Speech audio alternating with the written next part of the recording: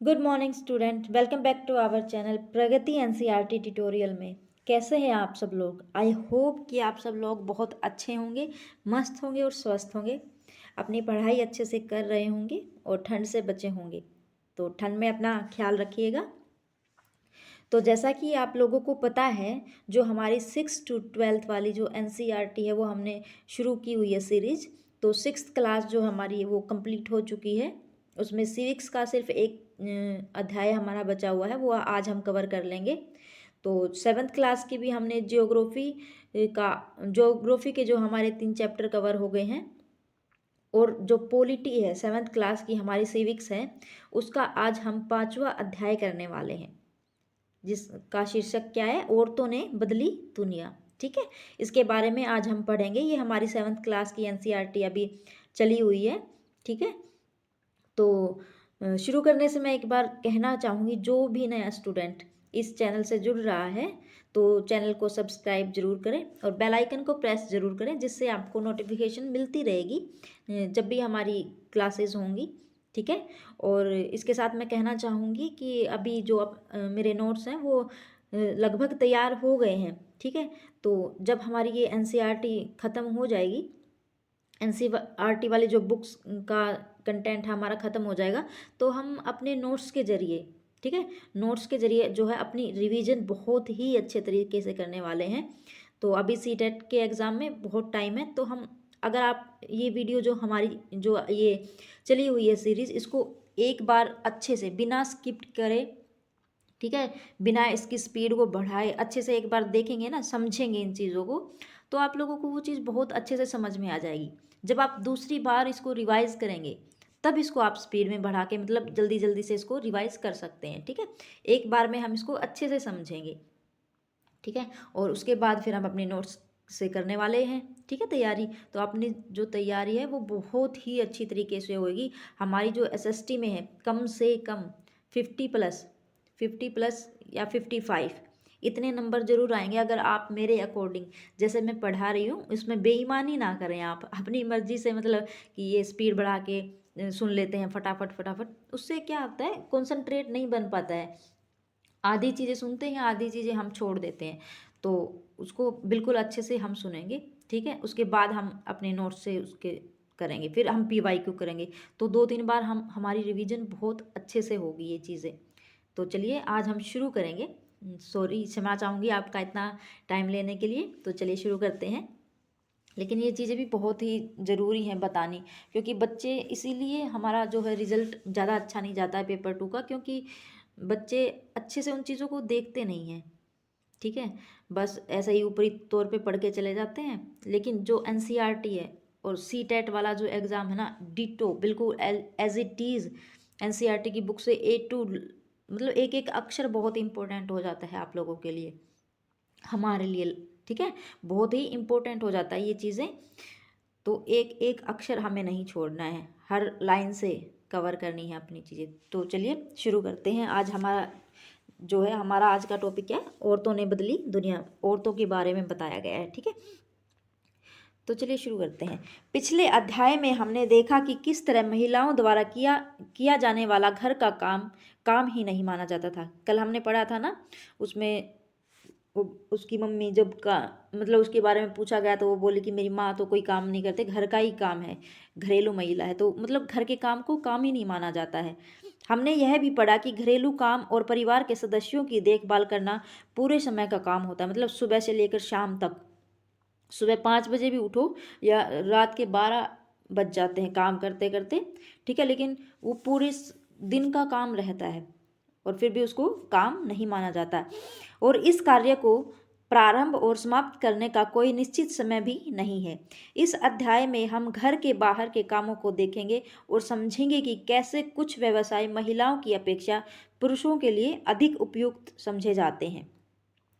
हम यह भी ज्ञात करेंगे कि समानता प्राप्त करने के लिए स्त्रियों ने कैसे संघर्ष किए। पहले भी पहले भी और आज भी शिक्षा प्राप्त करना एक ऐसा तरीका है जिससे महिलाओं के लिए नए अवसर निर्मित किए जा सकते हैं। साथ ही इस अध्याय में हम हाल के वर्षों में महिला आंदोलन द्वारा भेदभाव को चुनौती देने के लिए किए जाने वाले विभिन्न प्रकार के प्रयत्नों के बारे में आगे संक्षेप में जानेंगे। ठीक है, तो यहाँ पे देखिए ये एक्टिविटीज़ दी गई हैं। ठीक है, यहाँ से एक बार देख लेंगे। भारत में 83.6% महिलाएं खेतों में काम करती हैं। उनके काम में पौधारोपण, खरपतवार निकालना, फसल काटना और कुटाई करना शामिल है।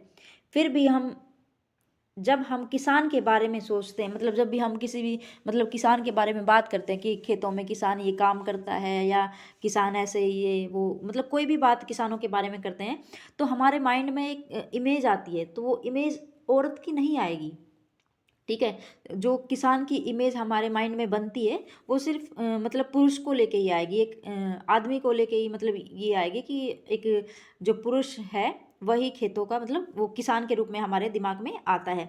महिला के बारे में हम नहीं सोचते हैं। ठीक है, तो यहाँ से देखते हैं, ये हमारी हेडिंग है कम अवसर और कठोर अपेक्षाएं। रोजी मैडम की कक्षा के अधिकांश बच्चों ने नर्स के लिए महिलाओं के और पायलट के रूप में पुरुषों के चित्र बनाए। ये ऊपर जो रोजी मैडम है उन्होंने बच्चों को एक एक कोई एक्टिविटी दी है कि उसका पायलट का चित्र बनाइए और नर्स का चित्र बनाइए। तो उन्होंने जो नर्स का चित्र बनाया वो एक महिला के रूप में बनाया, महिला ही एक नर्स है और पायलट पुरुष है। ठीक है, पायलट जो है महिला पायलट नहीं बनाई गई, पुरुष को ही पायलट का चित्र उन्होंने बनाया। ऐसा उन्होंने इस कारण किया कि उन्हें लगता है कि घर के बाहर भी महिला कुछ खास तरह में के काम अच्छी ही तरह कर सकती हैं। उदाहरण के लिए बहुत से लोग मानते हैं कि महिलाएं अच्छी नर्स हो सकती है। ठीक है, आजकल तो फिर भी दिखते हैं, नहीं तो नर्स के तौर पर हमेशा महिला ही दिखती थी और हमारे दिमाग में भी नर्स अगर बोलते हैं तो नर्स के तौर पर महिला का ही जो छवि अपने अंदर आती है, क्योंकि वे अधिक सहनशील और विनम्र होती हैं। इसे परिवार में स्त्रियों की भूमिका के साथ मिलाकर देखा जाता है। इसी प्रकार से माना जाता है कि विज्ञान के लिए तकनीकी दिमाग की ज़रूरत होती है, विज्ञान का जो काम होता है उसके लिए तकनीकी दिमाग की ज़रूरत होती है और लड़कियों और महिलाएं तकनीकी कार्य है उस करने में सक्षम नहीं होती हैं। यहाँ से देखते हैं, अनेक लोग इस प्रकार की रूढ़िवादी धारणा में विश्वास करते हैं, इसलिए बहुत सी लड़कियों को डॉक्टर व इंजीनियर बनने के लिए अध्ययन करने और प्रशिक्षण लेने के लिए असहयोग नहीं मिल पाता, सहयोग नहीं मिल पाता, असहयोग उनके साथ होता है। ठीक है, जो लड़कों को मिलता है, लड़कों को तो वो इंजीनियरिंग करवाएंगे, डॉक्टरिंग करवाएंगे, लेकिन लड़कियों के लिए वो आजकल तो बहुत ये हैं, आजकल तो सब करते हैं, लड़के भी लड़कियां भी, लेकिन पहले के बारे में ये चीज़ें बता रहे हैं। जो लड़कों को मिलता है, अधिकांश परिवारों में स्कूली शिक्षा पूरी हो जाने के बाद लड़कियों को इस बात के लिए प्रेरित किया जाता है कि वे शादी को अपने जीवन का मुख्य लक्ष्य बना लें। लड़कियों का जन्म ही इसलिए होता है ना, कि बस वो शादी करके अपना घर जाएं। आजकल थोड़ा बहुत बदला है समाज, पढ़ा रहे हैं लड़कियों को, लेकिन फिर भी यही रहता है दिमाग में माँ बाप के कि लड़कियां पढ़े लिखे और अपना जाएं, शादी करें, अपना घर बसाएं जाके। यह समझना आवश्यक है कि हम ऐसे समाज में रह रहे हैं जहां सभी बच्चों को अपने चारों ओर की दुनिया के दबाव का सामना करना पड़ता है। कहीं यह दबाव बड़ों की अपेक्षाओं के रूप में होता है तो कभी यह हमारे अपने ही मित्रों के गलत तरीकों से चिढ़ाने के कारण पैदा होता है। मित्र भी चिढ़ाते रहते हैं किसी ना किसी बात के लिए। ठीक है, लड़कों पर ऐसी नौकरी प्राप्त करने के लिए दबाव होता है, ठीक है, जिससे उन्हें अधिक वेतन मिले। यदि वे दूसरे लड़कों की तरह व्यवहार नहीं करते तो उन्हें चिढ़ाया जाता है और धौंस दी जाती है। आपको याद होगा कि हमने 6th क्लास की पुस्तक में आपने पढ़ा था कि लड़कों को बचपन से ही दूसरों के सामने रोने पर चिढ़ाया जाता था। ठीक है, एक सेकंड, हमने पढ़ा था ना ऊपर चैप्टर में कि अगर लड़का कोई रोता है तो उसको ये कह के चिढ़ाया जाता है कि तुम क्यों रो रहे हो, तुम तो लड़का है, लड़का कभी रोता नहीं है। तो रूढ़ियों को कैसे तोड़ा, इसके बारे में हम पढ़ेंगे। रेल का इंजन आदमी चलाते हैं, पर झारखंड के एक गरीब आदिवासी परिवार की 27 वर्षीय महिला लक्ष्मी लाकरा ने इस धारा का रुख बदल दिया है। उत्तरी रेलवे की वह पहली महिला इंजन चालक बनी। तो कौन है उत्तरी रेलवे महिला पहली जो है इंजन चालक कौन है? 27 वर्षीय लक्ष्मी लाकरा, ये याद रखना, ठीक है। यहाँ से देखते हैं, 27 वर्षीय लक्ष्मी लाकरा कहाँ से है? ये झारखंड से, एक आदिवासी परिवार से, ठीक है। 27 वर्ष की है लक्ष्मी लाकरा, और जो कहाँ से है? झारखंड से, आदिवासी परिवार से, ठीक है। कहाँ पे ये इंजन चालक बनी है? उत्तरी रेलवे में, ठीक है। पहली महिला चालक बनी है इंजन वाली। लक्ष्मी के माता पिता पढ़े लिखे नहीं हैं, पर उन्होंने अपने बच्चों को पढ़ाने के लिए बहुत संघर्ष किया। लक्ष्मी की शिक्षा एक सरकारी स्कूल में हुई। स्कूल में पढ़ने के साथ साथ लक्ष्मी घर के कामों व अन्य जिम्मेदारियों में हाथ भी बटाती रही है। उसके मन लगाकर और मेहनत से पढ़ाई की और स्कूल पूरा करके इलेक्ट्रॉनिक्स में डिप्लोमा अर्जित किया। फिर वह रेलवे बोर्ड की परीक्षा में बैठी और पहली ही कोशिश में मतलब उसने अपनी जो लक्ष्मी कहती है, मुझे चुनौतियों से खेलना पसंद है, और जैसे ही कोई यह कहता है कि फला काम लड़कियों के लिए नहीं है, मैं उसे मतलब ज़रूर करती हूँ। मतलब वो कहती है कि मुझे चुनौतियाँ बहुत पसंद है, और जो काम मतलब लोग अगर ये बोलते हैं कि ये काम लड़कियों के लिए नहीं है, वो मैं ज़रूर करती हूँ। लक्ष्मी के जीवन में ऐसा करने के अनेक अवसर आए। जब वह इलेक्ट्रॉनिक्स करना चाहती थी, तब उसने पॉलिटेक्निक्स में मोटरसाइकिल चलाई, और जब उसने तय किया कि वह इंजन ड्राइवर बनेगी। उसका दृष्टिकोण सीधा साधा है। जब तक मुझे मज़ा आ रहा है और मैं किसी को नुकसान नहीं पहुंचा रही हूं, और मैं अच्छे से रह पा रही हूं, और मेरे माता पिता की मदद कर पा रही हूं, तो मैं अपने तरीके से क्यों ना जीऊं। मतलब ये उसकी सोच है कि जब तक मैं अच्छे मतलब जिस काम में मुझे अच्छा लग रहा है और मैं किसी को नुकसान नहीं पहुंचा रही हूँ वो काम करके, और अपने मम्मी पापा की मतलब मदद भी कर पा रही हूँ, तो मैं वो तरीका क्यों ना जीऊँ। यही सोच सबकी होनी चाहिए, ठीक है। तो देखते हैं इधर, यहाँ से देखते हैं, हमारी नेक्स्ट हेडिंग है परिवर्तन के लिए सीखना। स्कूल जाना आपके जीवन का बहुत महत्वपूर्ण हिस्सा है। जैसे जैसे स्कूलों में हर साल अधिकाधिक संख्या में बच्चे प्रवेश लेते हैं, हम सोचने लगे हैं कि सब बच्चों के लिए स्कूल जाना एक साधारण बात है। आज हमारे लिए यह कल्पना करना भी कठिन है कि बच्चों कुछ बच्चों के लिए स्कूल जाना और पढ़ना जो है पहुंच के बाहर की बात या अनुसूचित बात भी मानी जा सकती है। परंतु अतीत में लिखना और पढ़ना कुछ लोग ही जानते थे। अधिकांश बच्चे वही काम करते थे जो उनके परिवार में होता था। मतलब जो भी परिवार से पीढ़ियों से चला आया हुआ है, कोई लोहे का काम करता है, तो उसकी जो बच्चे होंगे वो भी लोहे का काम करेंगे, ठीक है। मतलब ऐसे ही जो काम बुजुर्ग लोग करते थे वही परिवार करता आ रहा था। लड़कियों की स्थिति और भी खराब थी। उन समाजों में जहाँ लड़कों को पढ़ना लिखना सिखाया जाता था, लड़कियों को अक्षर तक सीखने की अनुमति नहीं थी।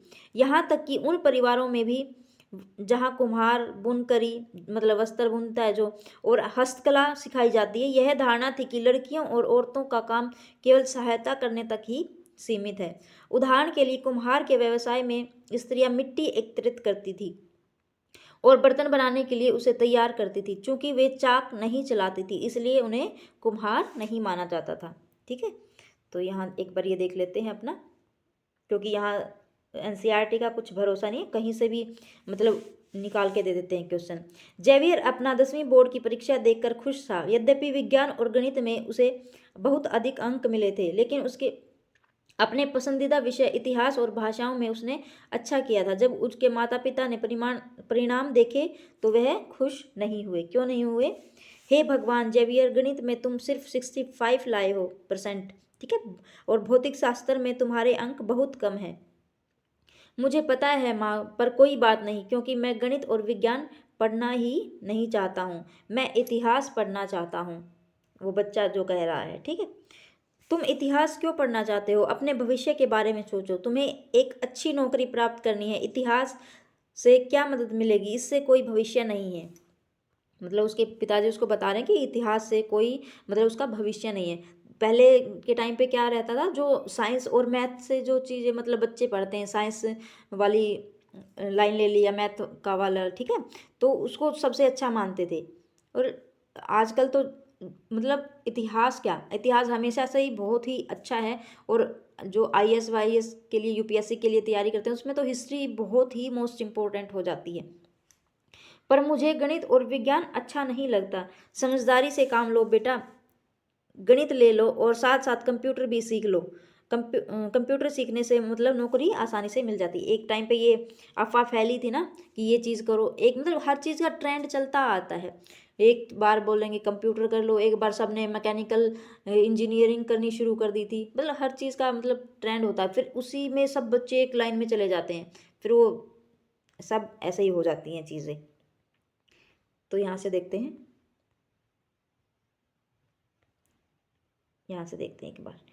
19वीं शताब्दी में लगभग 200 वर्ष पूर्व शिक्षा के बारे में कई नए विचारों ने जन्म लिया। विद्यालय अधिक प्रचलन में आ गए और वे समाज उन्होंने स्वयं कभी पढ़ना लिखना नहीं सीखा था, अपने बच्चों को स्कूल भेजने लगे। तब भी लड़कियों की शिक्षा को लेकर बहुत विरोध हुआ। इसके बावजूद बहुत सी स्त्रियों और पुरुषों ने बालिकाओं के लिए स्कूल खोलने के प्रयत्न किए। स्त्रियों ने पढ़ना लिखना और सीखने के लिए संघर्ष किया।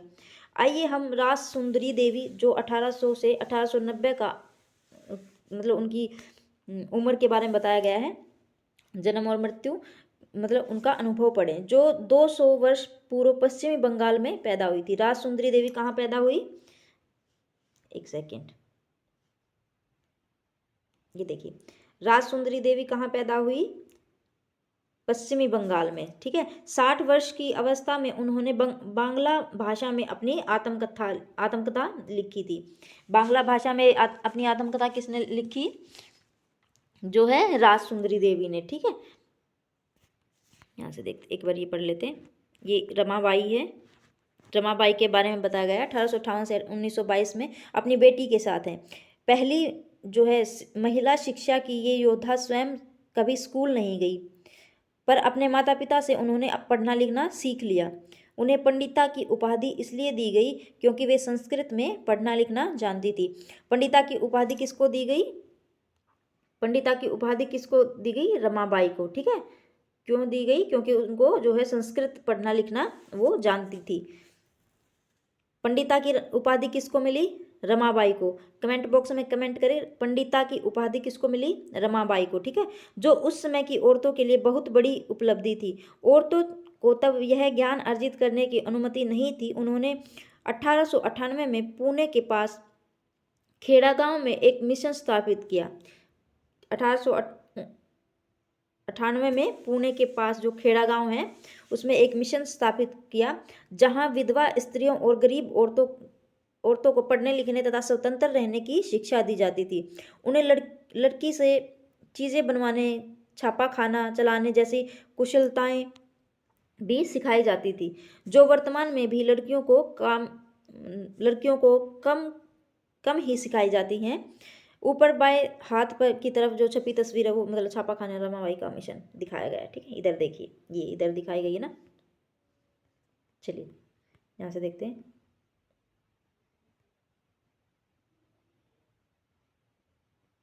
यहाँ से देखते हैं। आमार जीवोन किसी भारतीय महिला द्वारा लिखित पहली आत्मकथा है। जो आमार जीवोन है वो किसने लिखी, राज सुंदरी ने। ठीक है, आमार जीवोन किसकी है, जीवोन राज सुंदरी देवी। ये भारतीय महिला द्वारा लिखित पहली आत्मकथा है। राज सुंदरी देवी एक धनवान जमींदार परिवार की गृहिणी थी। उस समय लोगों का विश्वास था कि यदि लड़की पढ़ती लिखती है तो वह अपने पति के लिए दुर्भाग्य लाती है। मतलब अगर जो लड़की पढ़ लिख लेगी तो उसका पति है जो मर जाएगा और विधवा हो जाती है। इसके बावजूद उन्होंने अपनी शादी के बहुत समय बाद स्वयं ही छुप छुप कर मतलब पढ़ना लिखना शुरू कर दिया था। देखिए कैसी मेंटेलिटी थी लोगों की। लोगों की मेंटेलिटी ऐसी थी कि अगर कोई पढ़ लिख लेगा तो उसके पति की मृत्यु हो जाएगी। तो अब जो है वो बता रही है, मैं अत्यंत सवेरे ही काम करना शुरू कर देती थी और उधर आधी रात हो जाने के बाद भी काम में लगी रहती थी, बीच में भी विश्राम नहीं होता था। उस समय मैं केवल 14 वर्ष की थी। मेरे मन में एक अभिलाषा पनपने लगी, मैं पढ़ना सीखूंगी और एक धार्मिक पांडुलिपि पढ़ूंगी। मैं अभागी थी, उन दिनों स्त्रियों को पढ़ाया नहीं जाता था। बाद में मैं स्वयं ही अपने विचारों का विरोध करने लगी। मुझे क्या हो गया, स्त्रियां पढ़ती नहीं हैं, फिर मैं कैसे पढ़ूंगी। फिर मुझे एक सपन आया, मैं चैतन्य भागवत, एक संत का जीवन है, चैतन्य भागवत पढ़ रही थी, मतलब पढ़ रही थी, यहाँ पे वो बता रही हैं। ठीक है, एक बार इसके बारे में पढ़ लेंगे। रुकैया सखावत हुसैन और लेडी लैंड का उनका सपना। रुकैया सखावत के बारे में हम पढ़ेंगे। जो रुकैया सखावत हुसैन है, एक धनी परिवार में पैदा हुई थी, जिनके पास बहुत जमीन थी। यद्यपि उन्हें उर्दू पढ़ना लिखना आता था, परंतु उन्हें बांग्ला और अंग्रेजी सीखने से रोका गया। उस समय अंग्रेजी को ऐसी भाषा के रूप में देखा जाता था जो लड़कियों के सामने नए विचार रखती थी, जिन्हें लोग लड़कियों के लिए कठिन नहीं मानते थे। इसलिए अंग्रेजी अधिकतर लड़कों को ही पढ़ाई जाती थी। रुकैया ने अपने बड़े भाई और बहन के सहयोग से बांग्ला और अंग्रेजी पढ़ना लिखना सीखा। आगे जाकर वे एक लेखिका बनी। 1905 में वह जब केवल 25 वर्ष की थी, तब अंग्रेजी भाषा के कौशल का अभ्यास करने के लिए उन्होंने एक उल्लेखनीय कहानी लिखी, जिसका शीर्षक था सुल्ताना का सोपन।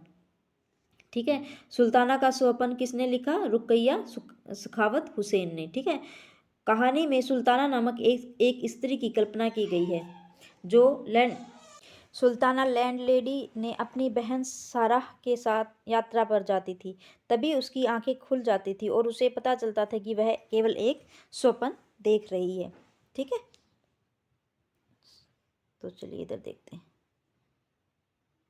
मतलब वो स्वप्न में देख रही थी, क्या क्या देखा उसने स्वप्न में, कि युद्ध के अस्त्र शस्त्र स्त्रियों की बौद्धिक शक्ति से हरा दिए गए हैं और पुरुष एक अलग थलग स्थान पर भेज दिए गए हैं। ठीक है, और जब भी उसकी आंख खुलती थी तो उसको पता चलता था कि वह एक ही मतलब एक जो है सपना देख रही थी। जैसा कि आपने देखा, रुकैया सखावत हुसैन उस समय स्त्रियों के हवाई जहाज और कारें चलाने का स्वप्न देख रही थी, जब लड़कियों को स्कूल पर जाने की अनुमति नहीं थी। इस तरह से शिक्षा ने रुकैया का जीवन बदल दिया।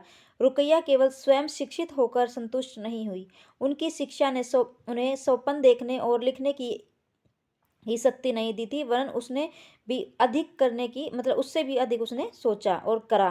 ठीक है, उसको 1910 में उन्होंने कोलकाता में लड़कियों के लिए एक स्कूल खोला, जो आज भी कार्य कर रहा है। तो 1910 में किसने मतलब लड़कियों के लिए स्कूल खोला? कोलकाता में किसने स्कूल खोला? जो रुकैया सखावत हुसैन है, उसने कोलकाता में लड़कियों के लिए स्कूल खोला। ये भी एज इट इज़ क्वेश्चन बन सकता है कि 1910 में कोलकाता में लड़कियों के लिए स्कूल किसने खोला? रुकैया सखावत हुसैन ने। ठीक है, तो यहाँ देखिए, बाद में दिन में जब मैं रसोई में बैठी हुई थी, भोजन बना रही थी, तो मैंने अपने पति को सबसे मतलब बड़े बेटे से कहते हुए सुना, विपिन, मैंने अपनी चैतन्य भागवत यहाँ छोड़ी है। जब मैं इसे मंगाऊं, तुम्हें मतलब तुम इसे को अंदर ले आना। ठीक है, वे पुस्तक वहीं छोड़कर चले गए थे। जब पुस्तक अंदर रख दी गई, मैंने चुपके से मतलब उसका एक पन्ना निकाल लिया और सावधानी से उसे छुपा दिया। उसे छुपाना भी एक बड़ा मतलब काम था, क्योंकि किसी को भी वह मेरे हाथ में नहीं दिखना चाहिए था। मेरा सबसे बड़ा बेटा उस समय ताड़ के पत्तों पर लिखकर अक्षर बनाने का अभ्यास कर रहा था। ठीक है, उसने उस उसमें से मैंने भी मतलब वो जब अभ्यास कर रहा था, उसमें से भी मैंने एक छिपा दिया था, जब मतलब जिस चीज़ से वो अभ्यास कर रहा था। जब मौका मिलता, मैं जाती थी और उस पन्ने के अक्षरों को मिलाना अपने याद कर लिए गए अक्षरों से करती थी। मतलब जो अक्षर उन्होंने याद किए हैं, तो उसका बेटा जब पढ़ता था, उसमें से भी उसने एक पन्ने को जो है छुपा लिया था और फिर वो दूसरों आपस में मैच करके उनको मैच करके पढ़ती थी। मैंने उन शब्दों को भी मिलान करने की कोशिश की जो मैं दिन भर में सुनती थी। अत्यधिक जतन और कोशिशों के एक लंबे समय के बाद मैंने पढ़ना लिखना सीख लिया। कौन बता रहा है? ये राज सुंदरी देवी बोल रही है कि जब उसके पति ने मतलब उसका पति वो जो किताब है वो भागवत वाली वो छोड़ गया था, और उसने अपने बेटे को कहा कि मैं ये बुक यहाँ पे छोड़ के जा रहा हूँ और जब मैं मंगवाऊँगा तो तुम ले आना।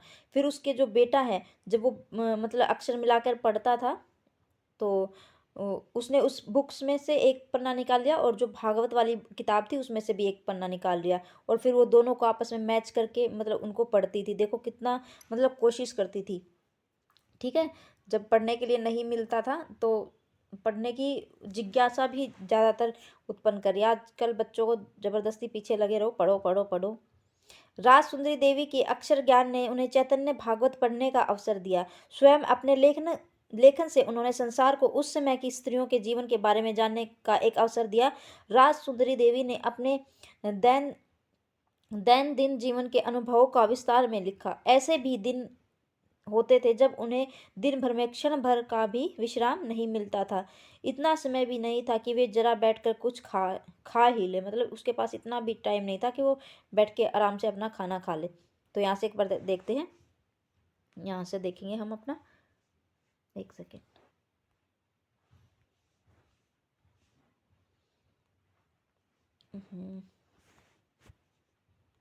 देखिए, राजसुंदरी देवी और रुकैया हुसैन, जिन्हें पढ़ने लिखने की अनुमति नहीं थी, की स्थिति के विपरीत वर्तमान समय के में भारत में बड़ी संख्या में लड़कियां मतलब स्कूल जा रही थी। इसके बावजूद भी बहुत सी लड़कियां गरीबी, शिक्षण की सुविधाओं के अभाव और भेदभाव के कारण स्कूल जाना छोड़ देती हैं। सभी समाजों और वर्गों की पृष्ठभूमि वाले बच्चों को शिक्षण की समान सुविधाएं प्रदान करना, विशेषकर लड़कियों को, आज भी जो है भारत में एक चुनौती है। यहाँ से देखते हैं वर्तमान समय में शिक्षा और विद्यालय, ये हमारी नेक्स्ट हेडिंग है। आज के युग में जो लड़के और लड़कियां विशाल संख्या में विद्यालय जा रहे हैं, लेकिन फिर भी हम देखते हैं कि लड़कों और लड़कियों की शिक्षा में अंतर है। भारत में हर 10 वर्ष में जनगणना होती है। कितने वर्ष में? 10 वर्ष में, जिसमें पूरे देश की संख्या की गणना की जाती है। इसमें भारत में रहने वालों के जीवन के बारे में विस्तृत जानकारी एकत्रित की जाती है, जैसे उनकी बढ़ती आयु, पढ़ाई, उनके मतलब द्वारा किए गए काम आदि। इस जानकारी का इस्तेमाल हम अनेक बातों के आंकलन के लिए करते हैं, जैसे शिक्षित लोगों की संख्या कितनी है, स्त्री और पुरुषों की संख्या, उनका अनुपात कितना है। 1961 की जनगणना के अनुसार सब लड़कों और पुरुषों में 7 वर्ष सबसे अधिक आयु के जो का 40% शिक्षित था। ठीक है, अर्थात कम से कम अपना नाम लिख सकते थे बस वो, जिसकी तुलना में लड़कियों और स्त्रियों का केवल 15% भाग ही शिक्षित था, जहाँ पे 40% लड़कों का था और 15% सिर्फ लड़कियां थी। 2011 की जनगणना के अनुसार लड़कों व पुरुषों की यह संख्या बढ़कर 82% हो गई है और शिक्षित लड़कियों तथा स्त्रियों की संख्या 65%। इसका आशय यह हुआ कि पुरुषों और स्त्रियों दोनों के बीच ऐसे लोगों का अनुपात बढ़ गया जो पढ़ लिख सकते थे और जिन्हें कुछ हद तक शिक्षा मिल चुकी है। लेकिन जैसा कि आप देख सकते हैं, अब भी स्त्रियों की तुलना में पुरुषों का प्रतिशत अधिक है। इनके बीच का अंतर अभी समाप्त नहीं हुआ है। ठीक है, तो जो 2011 में जो जनगणना की गई थी, तो उसमें जो पुरुषों की संख्या है वो 82% हो गई और महिलाओं की संख्या 65%। ठीक है, ये तालिका में बताया गया है। ठीक है, तो यहाँ से देखते हैं, आपने ऊपर दी गई तालिका में इस बात पर ध्यान दिया होगा कि सभी लड़कियों की श्रेणी की तुलना में अनुसूचित जनजाति की लड़कियां ही स्कूल जो है छोड़ने की दर अधिक है। इसका अर्थ यह है कि दलित व आदिवासी पृष्ठभूमि की लड़कियों के स्कूल में रहने की संभावना कम रहती है। वर्ष 2011 की जनगणना से यह पता चलता है कि अनुसूचित जाति और अनुसूचित जनजाति लड़कियों की अपेक्षा मुस्लिम लड़कियों की प्राथमिक शिक्षा पूरी करने की संभावना और भी कम रहती है। मुस्लिम लड़कियां स्कूल में लगभग 3 वर्ष रह पाती हैं, जबकि अन्य समुदायों की लड़कियां स्कूल में जो है 4 वर्ष का समय बिता पा रही हैं। दलित, आदिवासी और मुस्लिम वर्ग के बच्चों के स्कूल छोड़ देने के अनेक कारण हैं। ठीक है, सबसे पहला कारण तो यही है कि गरीबी। ठीक है, पहला कारण हो जाता है गरीबी, जिसके कारण वो मतलब भेज नहीं पाते स्कूल में। दूसरा कारण ये है कि स्कूल जो है घरों से काफ़ी दूर रहते हैं, आने जाने के लिए थोड़ा सा ये रहता है, लड़कियों का नहीं भेज पाते समाज के कारण।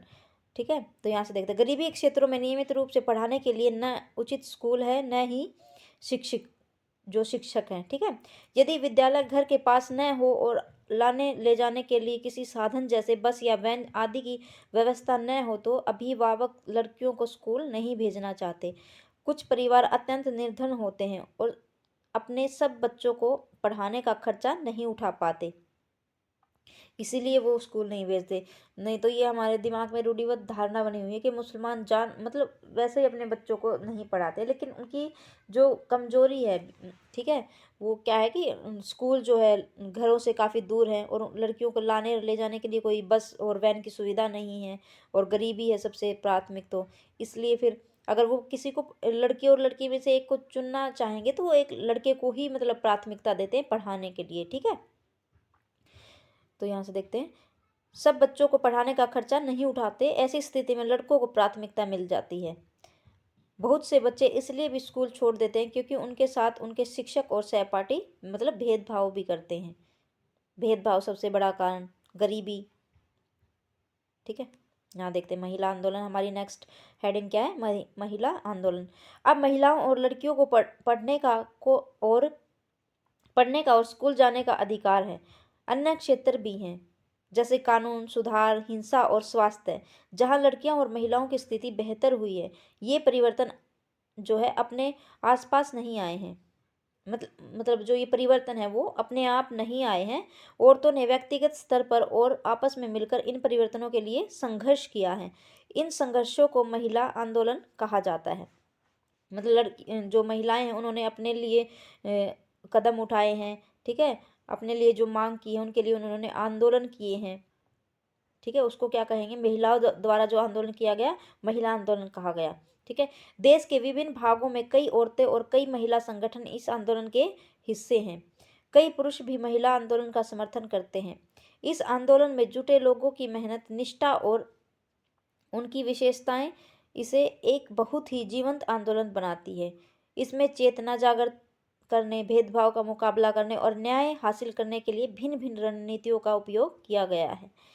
इनकी कुछ जो है झलकियाँ आप यहाँ देखेंगे। ये देखिए, इधर ये दिखाई गई हैं इधर। अभियान, ठीक है, हमारी हेडिंग है अभियान। भेदभाव और हिंसा के विरोध में अभियान चलाना महिला आंदोलन का एक महत्वपूर्ण हिस्सा है। अभियानों के फलस्वरूप एक जो है नए कानून भी बने हैं। सन 2006 में एक कानून बना, ये भी आया हुआ था। सन 2006 में जो कानून बना, कौन सा कानून बना, जिससे घर के अंदर शारीरिक और मानसिक हिंसा को भोग रही औरतों मतलब को कानून की सुरक्षा दी गई है, ठीक है। इसी तरह जो महिला आंदोलन के अभियानों के कारण 1997 में सर्वोच्च न्यायालय के लिए कार्यस्थान पर और शैक्षणिक स्थानों में महिलाओं के स्थान पर होने वाले यौन प्रताड़ना उनके साथ होती थी, उन्हें सुरक्षा प्रदान करने के लिए एक दिशा निर्देश किए गए 1997 में, ठीक है। यहाँ देखते हैं एक और उदाहरण देखिए। तो 1980 के दशक में देश भर के महिला संगठन ने दहेज हत्याओं के लिए जो दहेज हत्याओं के खिलाफ आवाज उठाई। नवविवाहित युवतियों को उनके पति और ससुराल के लोगों द्वारा दहेज के लालच में मौत के घाट उतार दिया जाता था। महिला संगठनों द्वारा इस बात की कड़ी आलोचना की गई कि कानून अपराधियों का कुछ नहीं कर पा रहा है। इस मुद्दे पर महिलाएं सड़कों पर निकल आई। उन्होंने अदालत के दरवाजे खटखटाए और आपस में अनुभव व जानकारियों का आदान प्रदान किया। अंततः यह समाज का एक बड़ा सार्वजनिक मुद्दा बन गया और अखबारों में मतलब छाने लगा। दहेज से संबंधित कानूनों को बदला गया ताकि दहेज मांगने वाले परिवारों को दंडित किया जा सके। देखिए, ये दिखाया गया है। सत्यनारायणी महिला आंदोलन की एक सक्रिय सदस्य है जो दहेज के लिए मार दी गई और अपनी बेटी के मामले में न्याय मांगने के लिए लड़े गए लंबे मुकदमे की कानूनी फाइलों से घिरी हुई सर्वोच्च न्यायालय की सीढ़ियों पर बैठी है। देखिए, ये अपनी बेटी की तस्वीर लेके बैठी है जो दहेज के मामले में मार दी गई है। यहाँ देखते हैं जागरूकता बढ़ाना। औरतों के अधिकारों के संबंधों में जो है समाज में जागरूकता बढ़ाना भी महिला आंदोलन का ही एक प्रमुख कार्य है। गीता, नुक्कड़ नाटकों व जनसभाओं के माध्यम से वह अपने संदेश जो है लोगों के बीच पहुंचाता है। कैसे पहुंचाती हैं? गीतों के द्वारा, नुक्कड़ नाटकों के द्वारा, जनसभाओं के द्वारा, ठीक है। इन सब के द्वारा जो है महिलाएं अपने जो संदेश लोगों के बीच पहुंचाते हैं। विरोध करना, ठीक है, एक हो गया अभियान चलाना, दूसरा हो गया जागरूकता बढ़ाना, और तीसरा हो गया विरोध करना। जब महिलाओं के हितों का उल्लंघन होता है, जैसे किसी कानून अथवा नीति द्वारा, तो महिला आंदोलन ऐसे उल्लंघनों के खिलाफ आवाज उठाता है। लोगों का ध्यान खींचने के लिए रैलियां, प्रदर्शन आदि बहुत जो है असकर असरकारक है असरकारक सॉरी असरकारक है। तो कैसे हम आवाज़ उठा सकते हैं, जो महिलाएं हैं रैलियां करके, ठीक है, अपनी जो है अपनी बातें बता सकती हैं। नेक्स्ट है बंधुत्व व्यक्त करना। न्याय के अन्य मुद्दे व औरतों के साथ बंधुत्व व्यक्त करना भी महिला आंदोलन का ही हिस्सा है। 8 मार्च अंतर्राष्ट्रीय महिला दिवस को दुनिया भर की औरत अपने संघर्षों को ताज़ा करने और जश्न मनाने के लिए इकट्ठी होती हैं। तो जो अंतर्राष्ट्रीय महिला दिवस कब मनाया जाता है? 8 मार्च को, ठीक है। अंतर्राष्ट्रीय महिला दिवस कब मनाया जाता है हमारा? 8 मार्च को। हर साल 14 अगस्त को बाघा में भारत पाकिस्तान की सीमा पर हजारों लोग इकट्ठा होते हैं और एक सांस्कृतिक कार्यक्रम आयोजित करते हैं। ऊपर की तस्वीर में भारत और पाकिस्तान के लोगों के बीच बंधुत्व प्रदर्शित करते हुए औरतें जो है जली हुई मोमबत्तियां लेके बैठी हुई हैं इधर। ओहो, सेकंड। तो चलिए स्टूडेंट, जो आज का हमारा चैप्टर था, ठीक है, वो हमारा आज का चैप्टर समाप्त होता है। तो जो भी अगर नया स्टूडेंट इस चैनल से जुड़ रहा है, तो जो है इसको सब्सक्राइब करें चैनल को। अगर आपको वीडियो अच्छी लगे तो वीडियो को लाइक ज़रूर करिएगा, ठीक है। तो चलिए मिलते हैं हम अपनी नेक्स्ट वीडियो में। ज्योग्राफी के जो हम चैप्टर आज 4th होगा हमारा, आई थिंक सो। तो 4th चैप्टर आज हम करेंगे, और सिविक्स का आज हमारा 7th क्लास का जो है 5वां अध्याय कंप्लीट होता है, ठीक है। तो चलिए मिलते हैं हम अपनी नेक्स्ट वीडियो में। Thanks for watching.